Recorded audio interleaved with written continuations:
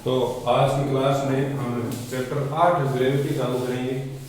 अभी तक हमने 10 पार्ट जो आपके हाफ ईयरली के वो कंप्लीट कर दिए। अब हम ईयरली का सिलेबस स्टार्ट कर रहे हैं और उसके अंदर 8वां पार्ट है, 9वां पार्ट आपकी 7वां और 8वां पार्ट आपकी पहली किताब से रहेंगे। फिर आगे के जो लास्ट 3 पार्ट है वो दूसरी किताब से रहेंगे। तो ये आपकी फर्स्ट किताब का 8वां चैप्टर है जिसका नाम है ग्रेविटी, गुरुत्वाकर्षण। ये हमने पहले भी पढ़ा हुआ है, 9वीं क्लास के अंदर भी आपके आया था, लेकिन अब जो है वो उसका थोड़ा सा विस्तृत रूप हमें इसके अंदर पढ़ना है। तो सबसे पहले बेसिक से चालू करेंगे। भाई गुरुत्वाकर्षण की जो खोज है वो खोज किसने की थी? वो की थी आइजैक न्यूटन ने। किसने की थी? आइजैक न्यूटन, नाम था सर आइजैक। और उन्होंने गुरुत्वाकर्षण के बारे में पूरा एक्सप्लेनेशन दिया कि किस प्रकार से दो वस्तुएं जो है वो एक दूसरे को आकर्षित करती है। इसका थोड़ा बहुत भाग हमने पहले चैप्टर के अंदर भी पढ़ा था, जब हमने 4 बलों की तुलना की थी, गुरुत्वाकर्षण, विद्युत चुंबकीय, प्रबल नाभिकीय, दुर्बल नाभिकीय। वहां पर भी हमने पढ़ा था कि गुरुत्वाकर्षण इस दुनिया का वह बल है जिसकी रेंज सबसे अधिक है, सबसे ज्यादा परास्ता है। वो बात अलग है कि इसकी जो शक्ति है वो सबसे कम मानी जाती है। क्यों? क्योंकि दूरी ज्यादा बढ़ेगी, ज्यादा चीजों को कवर करेगा तो उसकी प्रबलता क्या हो जाएगी? कम हो जाएगी। उस पार्ट में हमने केवल इतना ही पढ़ा था, लेकिन अब पूरा का पूरा जो चैप्टर है वो ग्रेविटी के बारे में है कि पृथ्वी के इस बिंदु पर ग्रेविटी कितनी है, उस बिंदु पर ग्रेविटी कितनी है, और इस ग्रेविटी का जो हमारे उपग्रह आकाश के अंदर घूमते हैं, सौरमंडल, सप्ताह मंडल, आयनमंडल, ओजोन मंडल, तो उनके अंदर भी उनकी गति के ऊपर इस ग्रेविटी का क्या प्रभाव पड़ता है वो हम पढ़ेंगे। फिर हम पढ़ेंगे कि धरती के अंदर गहराई में जैसे जैसे जाते हैं ग्रेविटी के मान में क्या फर्क आता है, सरफेस के ऊपर क्या फर्क पड़ता है और आसमान में जाने पर क्या फर्क पड़ता है। लास्ट में हम ये पढ़ेंगे कि जब कोई वस्तु ऊपर से नीचे की तरफ गिरती है और वो ग्रेविटी के अधीन गिरती है तो उसका द्रव्यमान हमें जीरो महसूस होता है।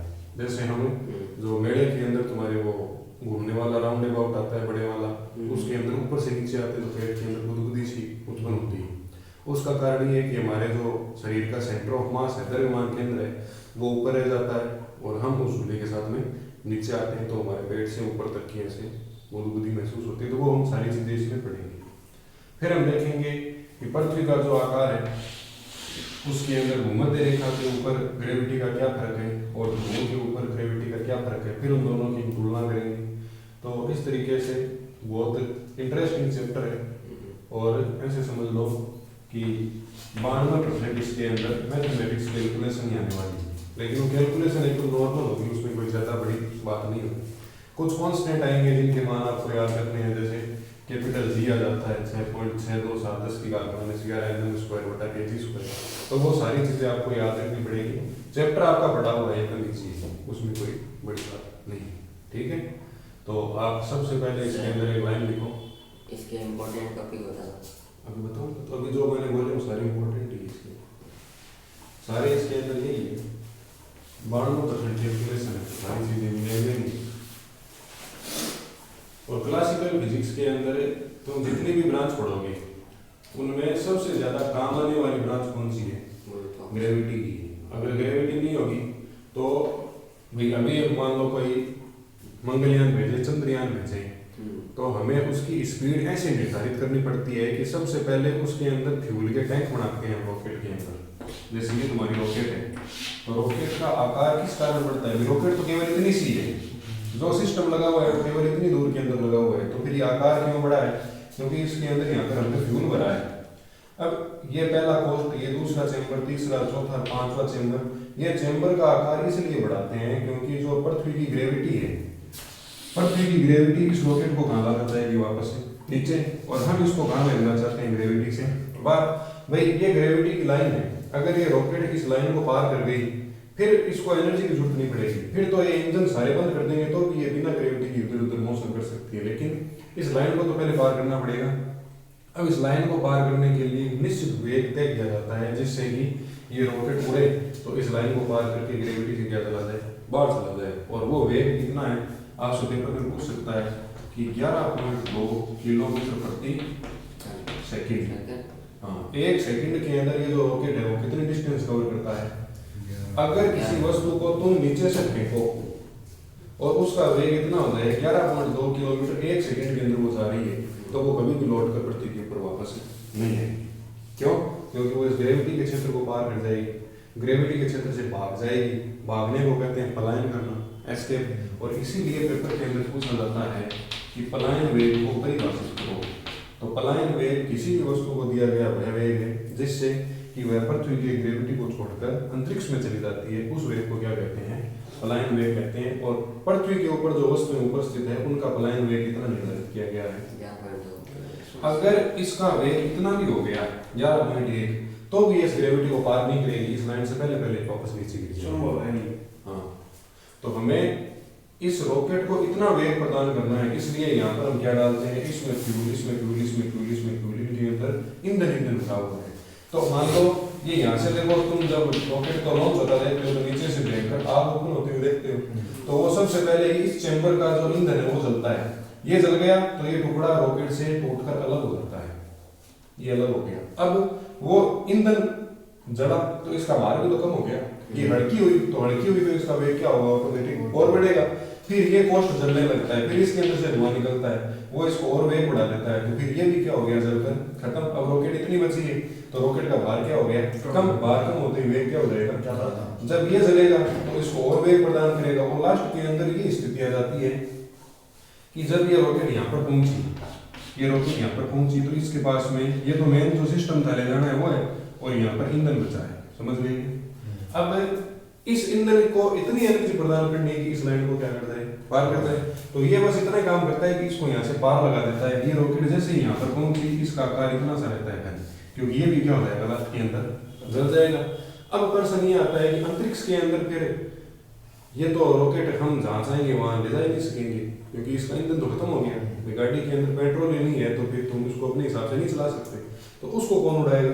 तो भाई लोगों फिर इसके ऊपर क्या लगाई हुई रहती है? सोलर प्लेट लगाई हुई रहती है। क्या लगी रहती है? तुमने देखा है ना, उसके ऐसे साइड के अंदर ब्रांच निकली हुई, तो वो सोलर प्लेटें होती है। और जैसे ही इसने पृथ्वी की ग्रेविटी को पार किया और वो किसकी तरफ जाएगी? सन की तरफ जाएगी, और सूर्य से जो किरणें आएगी वो सोलर प्लेटों के द्वारा इलेक्ट्रिसिटी में बदलेगी। फिर जो अपनी कार वाला इंजन होता है वैसे इसके अंदर इंजन चालू होता है, वो उसको क्या करता है? गति प्रदान करता है, समझ रही? तो ये इस रॉकेट का पूरा मैकेनिज्म है। और इसको इतना वेग देना है, कितना वेग देना है कि 11.2 किलोमीटर प्रति सेकंड से ज्यादा ही हो, इससे कम नहीं हो, तो ये क्या करेगी? इस ग्रेविटी क्षेत्र को पार करके अंतरिक्ष में जाएगी, नहीं तो फिर ये वापस कहाँ पड़ेगी? तो कम से कम कितना वेग देना पड़ेगा आपको? 11.2। ये सारी चीजें किसके अंदर पड़ेंगी? इसमें पड़ेंगी। फिर जो ग्रह होते हैं सैटेलाइट, वो किस तरीके से गति करेंगे उनके बारे में बताया था साइंटिस्ट केपलर ने। क्या नाम है उनका? तो केपलर के ग्रहों के 3 नियम आते हैं। ये 3 नियम बहुत इंपॉर्टेंट है, ऐसे समझ लो पेपर के अंदर ये एग्जामिनर के फेवरेट है, पूछता है। 2 नंबर का पूछ ले, 3 नंबर का पूछ ले, पेपर में पक्के आते हैं, ठीक है? तो अब तुम ये चीज सोच लो कि 10 पार्ट तो तुम्हारे हाफ ईयरली के अंदर आ गए, और जो 5 पार्ट बचे हैं वो किसके अंदर आएंगे? ईयरली के अंदर आएंगे। वार्षिक के अंदर तुम्हारे 5 पार्ट आएंगे, ठीक है? ये तुम्हारी कितने नंबर की है? 50 नंबर की थ्योरी होगी, 50 नंबर की। और जो तुम्हारा प्रैक्टिकल होगा वो कितने नंबर का होगा? 20 नंबर का। और 3 तुम्हारे टेस्ट हो गए 10-10 नंबर के, तो वो कितने हो गए तुम्हारे? 30 नंबर। तो टोटल तुम्हारा अर्धवार्षिक का कच्चा चिट्ठा कितना बन जाएगा? 100 नंबर का बन जाएगा। इसमें लोड ज्यादा रहता है। जब तुम वार्षिक के अंदर ये 5 पार्ट करोगे तो ये 5 पार्ट कितने नंबर के होंगे? 5 पार्ट 80 नंबर के।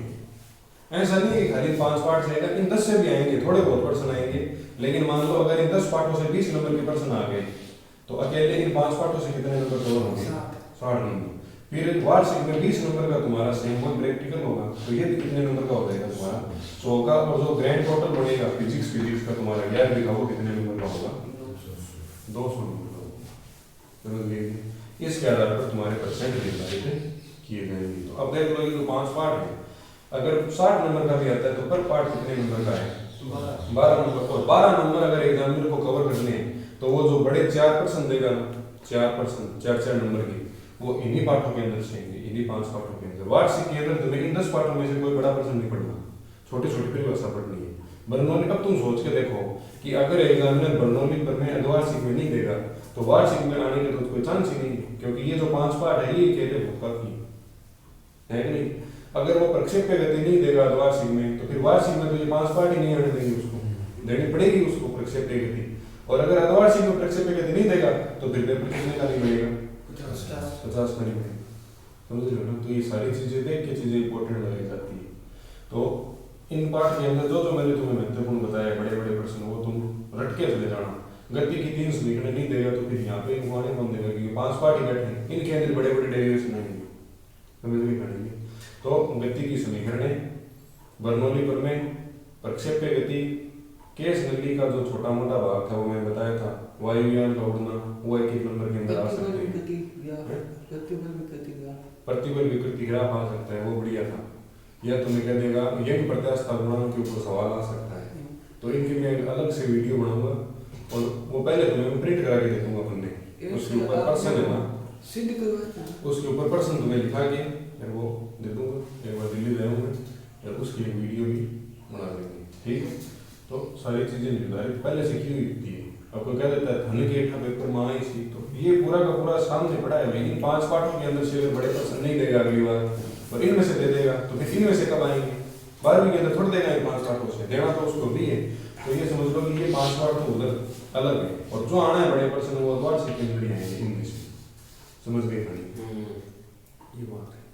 तो एक दो लाइन को 5 मिनट के अंदर। गुरुत्वाकर्षण की खोज सर आइजैक न्यूटन ने की थी। गुरुत्वाकर्षण की खोज सर आइजैक न्यूटन ने की थी।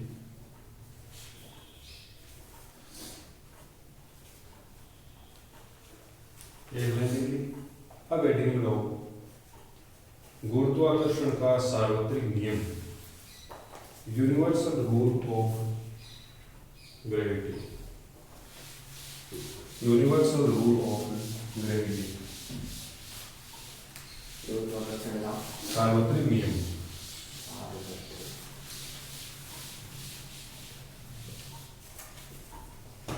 यूनिवर्सल रूल ऑफ ग्रेविटी,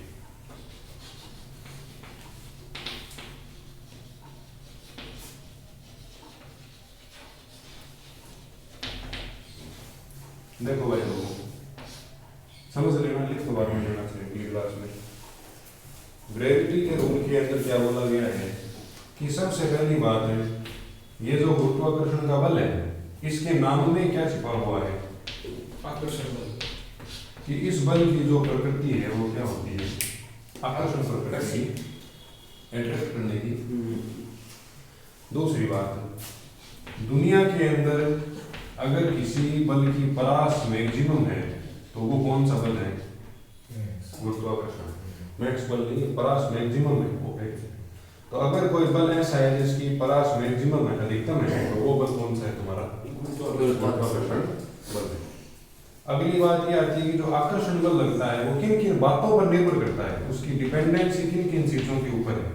तो ये 2 चीजों के ऊपर डिपेंड करता है। एक तो जिन 2 वस्तुओं के बीच में लग रहा है उनके द्रव्यमान के m1 और m2 और उनके बीच की जो दूरी है उसके ऊपर डिपेंड करता है। बात यह है कि अगर द्रव्यमान का मान बढ़ेगा तो जो ग्रेविटी है उसका मान भी बढ़ेगा, और अगर दोनों पिंडों के बीच की डिस्टेंस कम होगी, भाई आकर्षण कब ज्यादा बढ़ता है? तुम यहाँ और वो वहां है तो आकर्षण ज्यादा बढ़ेगी, आकर्षण तो कम है। तुम यहाँ और वो भी यहाँ तो आकर्षण ज्यादा।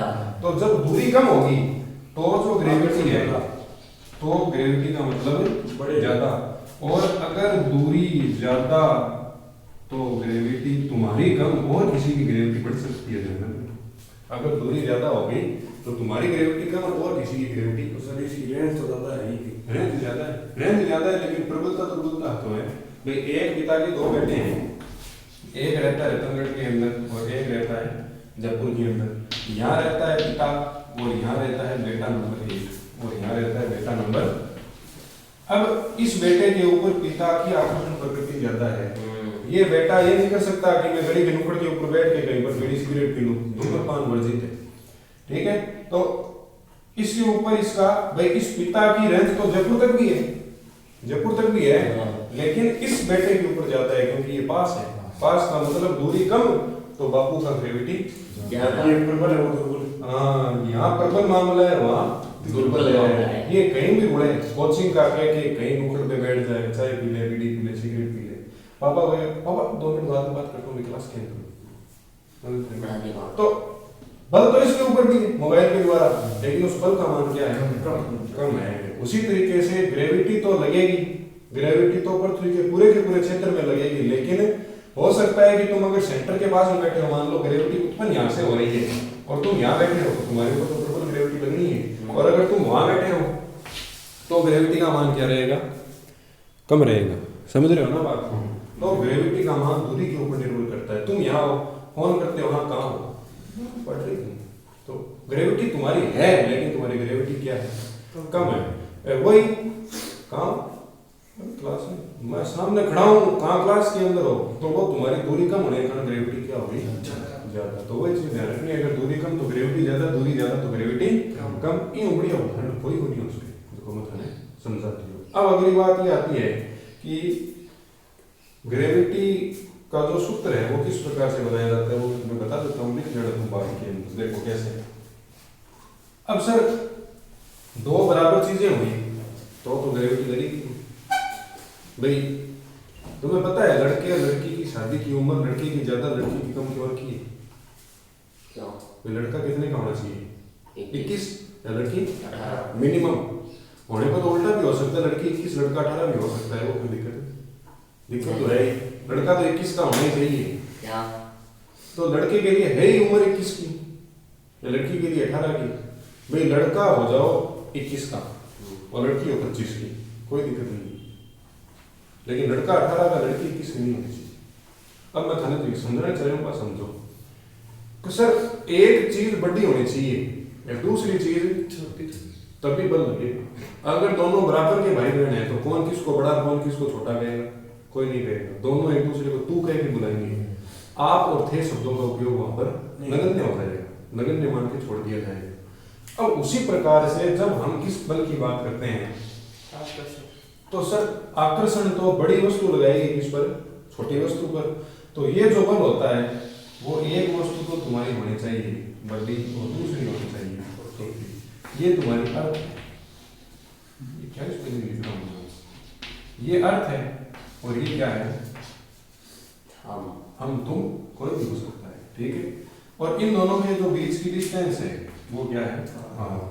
इसका द्रव्यमान कितना है? m1। इसका द्रव्यमान कितना है? इन दोनों के बीच में एक फोर्स लगेगा जिसे हम क्या बोलेंगे? Gravitational force. और मैंने बताया कि ग्रेविटी फोर्स का मान दोनों द्रव्यमानों पर और उनके बीच की दूरी पर निर्भर करता है। तो पहला नियम ये कहा जाता है कि जो ग्रेविटी फोर्स होगा Fg, ग्रेविटेशनल फोर्स, वो समानुपाती होगा इन दोनों के मल्टीप्लाई के,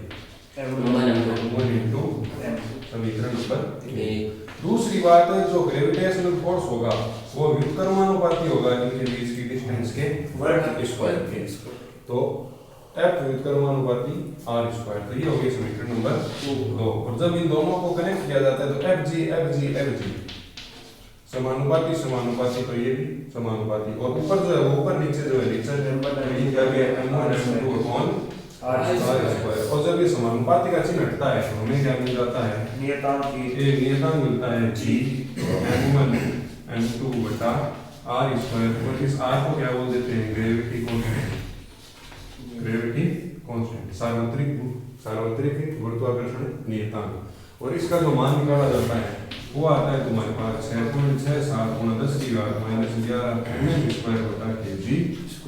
अब ये मान कैसे निकला? इस जी को यहाँ रख लो और F के पास में किसको भेज दो? इसको r स्क्वायर को, और बटे के अंदर किसको भेज दो? m1 m2 को। देखो सर F का जो मात्रक है वो न्यूटन, r का जो मात्रक है वो मीटर स्क्वायर, और द्रव्यमान गुणा द्रव्यमान तो ये हो जाएगी तुम्हारी kg स्क्वायर। तो वो मान इसके पीछे अटक जाता है। अब तुम्हारा प्रश्न ये है कि ये Fg और m1/m2 यहाँ पर थे, तो यहाँ पर इस g की जरूरत क्या पड़ी? और g ले लिया तो g का मान इतना ही क्यों रखा? g का मान तो 3.1 4 2 5 7 8 10 15 20 25 कुछ भी रख लेते, ये मान क्यों रखा? ये मान पाया तो पाया कहाँ से गया? ये मान निकला कहाँ से? ये इसके लिए सुटेबल है जी के लिए। हाँ, तो हम g के लिए सुटेबल नहीं है तो क्या ले लेते तो यही मान आता। m लिख देते तो भी वही मान आता। तो देखो हम ये पढ़ते हैं गणित के अंदर कि तुम्हारा सवाल सही कब होगा, जब LHS बराबर क्या होगा। तो जब LHS और RHS को हल किया गया अलग अलग मानों के लिए, तो उस साइड के अंदर ये कमी पाई गई कि इस वैल्यू को कितने से मल्टीप्लाई किया जाना चाहिए ताकि ये इसके बराबर आ जाए। तो वो वैल्यू कौन सी थी, 6.67 गुणा 10 की घात माइनस 11। समझ गई। मान लो यहाँ पर मान इतना आ गया 6.67, तो फिर मान 1 आ गया। तो इस 1 को कितने से गुणा करें कि इसके बराबर हो जाए, तो वो संख्या कौन सी थी, 6.67 गुणा 10 की घात माइनस। तो वहाँ से इसकी वैल्यू फिक्स हुई। समझ गई। जैसे मैंने तुम्हें बताया था जो पीवी है उसका मान कितना आता है, NRT, जहाँ पर इस R का मान कांस्टेंट होता है 8.314। तो ये कहाँ से आया कि जब LHS बराबर RHS करना था, क्यों, क्योंकि सूत्र सत्यापित तभी होगा जब LHS बराबर क्या होगा, RHS। तो उस भाग के अंदर ये कमी थी कि इसको कितने से मल्टीप्लाई किया जाना आवश्यक है, 8.314 से, उससे गुणा किया तो ये समीकरण बराबर हो गई। तो हमने इसका मान रख दिया कि ये कांस्टेंट है। समझ गया बात नहीं। तो इस तरीके से ये तुम्हारा पाठ चलेगा आगे, और 3-4 दिन तो इसको पूरा करने में लगेंगे, फिर हम दूसरा चैप्टर चालू करेंगे। तो वीडियो जो पीछे वाली है उनको जरूर देखें। अब ये सारा वार्षिक का सिलेबस है। बहुत बहुत धन्यवाद।